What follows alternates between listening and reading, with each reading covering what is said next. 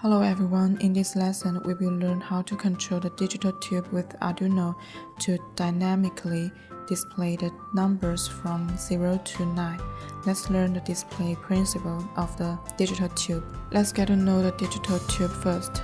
The left is the pin diagram of the digital tube. We use 7-segment digital tubes with decimal points. Each segment is an LED. It can be divided into common anodes and common cathodes according to the connection form.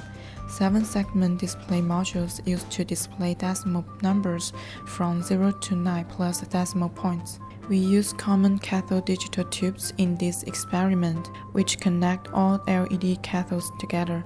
The common cathode digital tube connects the common electrode to GND when it is applied. When the LED anode of a segment is high level, the corresponding segment is lit. When the anode of a segment is low level, the corresponding segment goes out. The display principle of the digital tube is introduced. Before the experiment, we need to connect the digital tube and Arduino in the circuit. You can connect them together according to this circuit diagram. We define the pin connecting the digital tube and Arduino.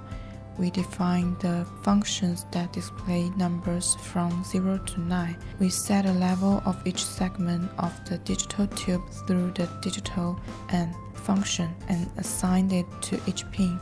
Initialize the pins in setup. Cyclically display numbers from 0 to 9 in the main loop function.